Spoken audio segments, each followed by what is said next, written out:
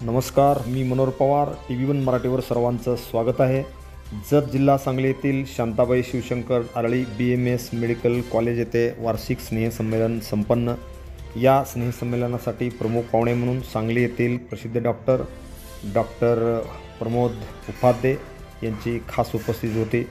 या कार्यक्रमासाठी खास करून आरळी शैक्षणिक संकुलाचे सर्वेसर्वा doctor Ravindra Arali, BMS medical कॉलेजचे प्राचार्य doctor Bhosale, doctor Yogesh Jirangalikar, doctor Khot, doctor Vidyadhar Kittat, Anil Patil यांच्यासह अनेक मान्यवर यावेळी खास करून उपस्थित होते. या मान्यवरांच्या उपस्थितीमध्ये वार्षिक स्नेहसंमेलन अतिशय उत्साहात संपन्न झाले. तर ह्या सर्व बारकावे आपण ह्याच्यामध्ये बघितले पाहिजेत आणि आजच्या पिढीनं पण आपल्याला एक आयुर्वेद हा एक मोठा आपल्याला एक म्हणजे बरेच जण म्हणतात की सर खरंच आयुर्वेद प्रॅक्टिस करू का, मी यशस्वी होईल का? तर मी म्हणेन नक्कीच व्हाल. फक्त थोडंसं कुठल्याही गोष्टीमध्ये जसं आपण हार्डवर्क करतो आणि मनापासून जर ग्रंथांचा अवलोकन करून जर आपण प्रॅक्टिकल व्ह्यूनी जर प्रॅक्टिस केली, प्रॅक्टिकल व्ह्यूने जर वैद्यांच्याकडे शिकलो तर आपण नक्की यशस्वी वैद्य होऊ शकतो. हे सगळी व्यवस्था आपण करायची. त्यामुळं नवीन येणाऱ्या बॅचच्या आधी आपल्या नावानं एक झाड असावं.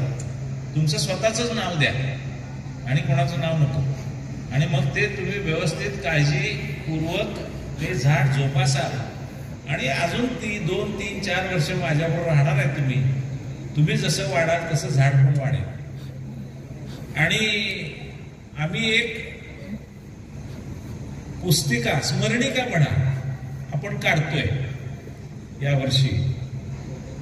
म्हणजे 2025 साली आपण उमा चॅरिटेबल ट्रस्टच्या अंतर्गत ज्या काही शिक्षण आपल्या वेगवेगळ्या संस्था आहेत त्या संस्थेच्या वतीनं एक आपण स्मरणिका काढतोय. आणि ज्यांना त्यामध्ये कविता लिहायच्या आहेत, लेख लिहायचे आहेत किंवा विनोदाचे चुटकुले व्हॉट्सॲपवर आणि यूट्यूबवरनं नव्हे, आपल्या स्वतःच्या म्हणजे मेंदूनं आलेले काही चुटकुले असतील, काही चांगले आता आपण कार्यक्रम करत असाल त्याचे फोटो असतील, काही आपल्याबद्दल किंवा आणखीन काही तुमचे अनुभव आले असतील, ते सगळं तुम्ही आतापासून हळूहळू लिहायला चालू करा. एकत्रित आपण करून ते ऑर्गनाईज करून एक चांगलं स्मरणिका काढू. ज्या विद्यार्थ्यांनी 1, 2, 3 युनिव्हर्सिटीत नंबर पटकवला किंवा कॉलेजमध्ये नंबर 92% रिझल्ट लागला आणि कॉलेजमध्ये 3 नंबर आपण काढलेले आहेत, त्यांचं प्रेझेंटेशन असेल. आमच्या इंग्लिश मिडियम स्कूलच्या विद्यार्थ्यांचं प्रेझेंटेशन असेल. नर्सिंगची जी मुलं युनिव्हर्सिटीत टॉप आली त्यांचं असेल. हे कंबाईन आपण प्रेझेंटेशन एका पुस्तकाद्वारे करणार आहोत. तर त्यासाठी प्रत्येकाचा सहभाग असण्याची गरज आहे. आजचा कार्यक्रम हा तुमचा आहे, आमचं ऐकायचं अजिबातच नाही असं ठरवून आलेलं असून सुद्धा तुम्ही आमचं ऐकलं याबद्दल सगळ्यांना मनापासून धन्यवाद देतो. आता पाहिलं आपण अंतरंगामधलं ज्याला इन्व्हिटेशन तुम्ही दिलं, इन्व्हिटेशन कार्ड, ते सुद्धा अत्यंत सुंदर असं सुबक असं इन्व्हिटेशन कार्ड तुम्ही तयार केलं. बुके तयार केले. नवीन बॅचने त्यांचं प्रेझेंटेशन केलं. B बॅचने त्यांची व्यवस्था केली. A बॅचने आनंद लुटला. असं 2 दिवसाचा हा कार्यक्रम आणि आज 3रा दिवस समारोपाचा.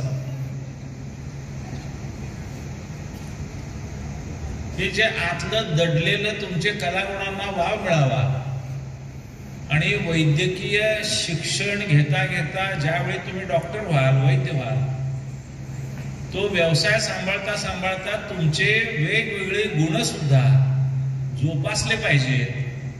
आणि तुमच्यात असलेल्या ह्या गुणामुळेच तुम्ही यशस्वी होता. विशेषतः आरळी युथ फाउंडेशनच्या वतीनं जो आदर्श विद्यार्थिनी किंवा विद्यार्थीपैकी विद्यार्थिनी निवडली गेली, त्याला क्रायटेरिया काय आहे त्यांनाच माहीत. मला काय क्रायटेरिया माहीत नाही. तर इयत्ता 10वी मध्ये 3000 विद्यार्थी असताना आदर्श विद्यार्थी पुरस्कार मला मिळाला. त्यावेळेपासून मला उगीच वाटायला लागलं की मी आदर्श आहे, आणि मग उगीच मला मनाला वाटायला लागलं की आदर्श आहे, मग आपण आदर्श वागावं, आदर्श राहावं, आदर्श व्यवस्थित डेव्हलप करावं, म्हणून माझी डेव्हलपमेंट झाली असावी असं मला वाटतं. त्यामुळे पुरस्काराच्या मागचा हेतू काय की त्या लोकांचं कौतुक असावं. आणि आता त्या मुलीला बर्डन आलं, आता ती आता इथून पुढे व्यवस्थितच राहणार. आणि प्रकृती परीक्षण ज्यांनी केलं त्यांना आपण विभागून क्रमांक दिले, आणि प्रिन्सिपल आणि सगळ्या या आमच्या ऍडमिनिस्ट्रेटर डायरेक्टरच्या टीमनी संपूर्ण भारतामध्ये जो रेशो असतो उपलब्ध विद्यार्थी आणि केलेलं परीक्षण याच्या गणितामध्ये आपण संपूर्ण भारतामध्ये दुसरा नंबर आणि महाराष्ट्रात पहिला नंबर पटकावला. यामध्ये सगळ्या विद्यार्थ्यांच्या बरोबरच या ऍडमिनिस्ट्रेशन गँगचं मनापासून कौतुक करतो. गँग काय म्हणली, गँग झाल्याशिवाय टेरर तयार होत नाही. म्हणजे ह्यांच्या टेररिझम मध्ये मुळं तुम्ही काम केलं असावं किंवा इच्छेनं केलं असावं. तर आता इथून पुढे तुमच्या लक्षात आलं असेल, काम केलं की त्याची दखल घेतली जाते, पुरस्कार दिले जातात, नुसता पुरस्कार नसून रोख रक्कम दिली जाते. त्यामुळे इथून पुढे ज्या काही कार्यक्रम आम्ही ठरवू त्यावेळी तुम्ही स्वतःहून इंटरेस्ट घेऊन त्यामध्ये सहभाग घ्या अशी माझी अपेक्षा आहे. आता या 300 विद्यार्थ्यांच्याकडून एक अपेक्षा मी बोलतो आणि थांबतो. Press the bell icon on the YouTube app and never miss another update.